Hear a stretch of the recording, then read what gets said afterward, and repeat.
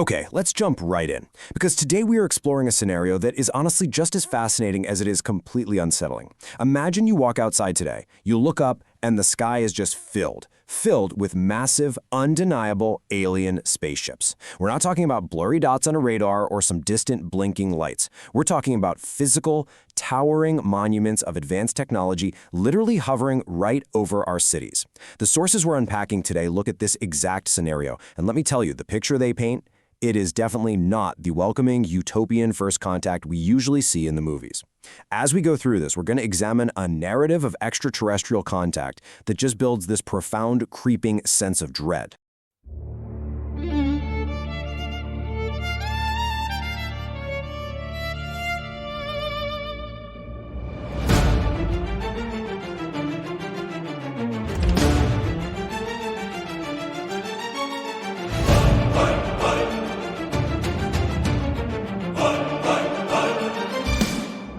So, we really have to ask ourselves right off the bat, what if those massive alien spaceships actually entered Earth's atmosphere today?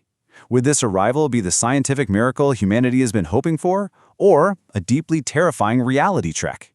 Plunging into this sort of Socratic nightmare, our source materials suggest that this wouldn't be a friendly introduction to the galactic neighborhood. Instead, it would force us to completely reevaluate our place in the cosmic food chain. If they are here, what do they want? And honestly, more importantly, how do they even view us? Section 1. The day the ships arrive. You know, we naturally just assume that a sudden appearance of ships means they literally just traveled across the vast, empty oceans of deep space to reach us, right? But the sources challenge that assumption entirely. Take a look at the claims from researcher Ida Kannenberg, detailing purported communications with these entities. She quotes them as saying, "We are never going to invade Earth, but we do want to come visiting." The texts claim these huge motherships aren't speeding toward us from a distant galaxy right now. Instead, they allege they've actually been hovering in space stations in our very own stratosphere for over 200 years. If this source is to be believed, their arrival wouldn't be a sudden, chaotic invasion. It'd be a highly calculated, long-planned visit from an intelligence that has been watching our every single move for centuries. Section 2. Sagan's suppressed alien warning. Now, I know that sounds like pure science fiction, right? But the sources claim the idea of physical visitation is actually a suppressed scientific model. Get this, there's an obscure 1962 scientific paper written by none other than Carl Sagan, and it was actually funded by a NASA grant. According to the source author, Sagan wrote a peer-reviewed paper predicting direct alien visitation. He actively hypothesized that godlike aliens were physically interacting with Earth in our past, presenting this as a formal, testable scientific model that was submitted to the respected journal Planetary and Space Science. So you're probably wondering, why haven't we heard about this? Well, the source makes a pretty bold accusation. It highlights Sagan's belief that Earth, not space, might actually be the best place to look for hard evidence of extraterrestrial existence. The text claims that NASA and the Pentagon colluded to suppress Sagan's model. And why? Because searching the cosmos with radio telescopes, the SETI program, was a massive cash cow. It brought in global attention and military value. Openly stating that aliens had already physically arrived would completely undermine that entire operation. According to this narrative, humanity has been kept dangerously ignorant of the reality of physical contact just to protect institutional funding. Section 3. Gods, humans, or insects? If these ships do descend, we have to ask a seriously chilling question. Do these entities even recognize us as an intelligent life form? I mean, do their own chemical composition, their senses, or their biology even allow them to register us as alive? To put this into perspective, the source material points to a calculation by Italian mathematician and SETI astronomer Claudio Maccone. He calculated that if an extraterrestrial civilization is a mere 1 million years ahead of us, they would be 300 times more technologically advanced than modern humans. 300 times. To them, our absolutely greatest scientific achievements would basically look like the flailing of microscopic organisms. And that brings us to a deeply unsettling comparison. We tend to view ourselves as apex predators, right? The absolute pinnacle of intelligence on Earth. But the source material explicitly states that certain extraterrestrial visitors care absolutely nothing about our human feelings or our rights. In fact, the text chillingly notes that these advanced beings view us exactly the way we view primitive mold spores or insects. We might look up at those ships hoping for this grand meeting of cosmic minds, but to them, they might just be studying an ant farm. They might not even recognize our concept of intelligence. Section 4. The deception of contact. So if they don't see us as equals, who exactly are they secretly contacting while the rest of the world just goes about their lives in total ignorance? Because they're certainly not going to hold a press conference on the White House lawn for the general populace.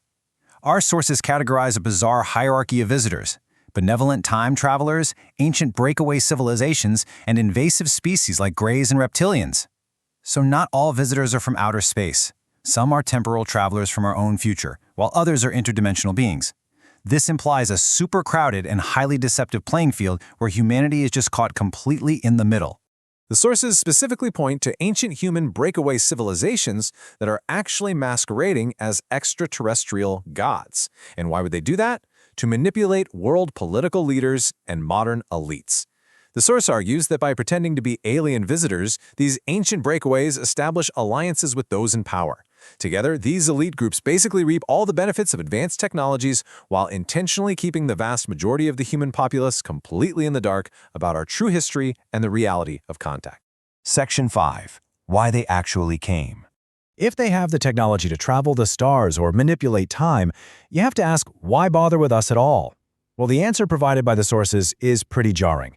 Invasive races are actively working to keep advanced technology out of humanity's hands by, and I quote, entertaining confusion, conflicts, and wars. According to this material, these beings intentionally maintain global human conflict.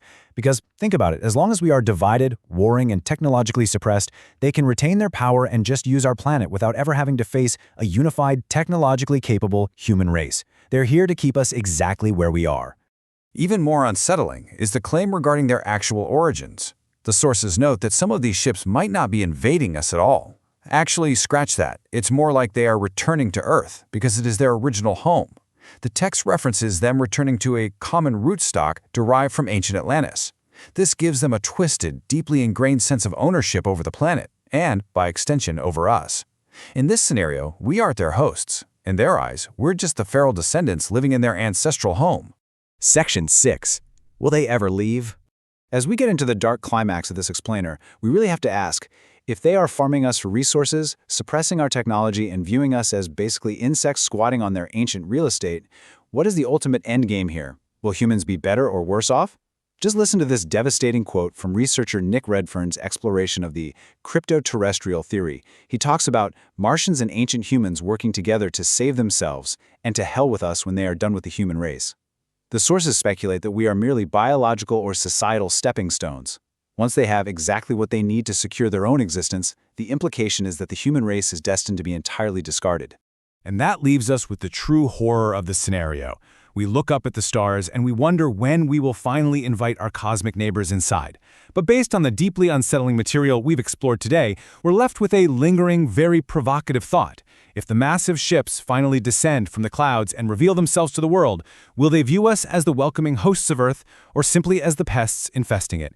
Definitely something to think about the next time you look up at the night sky.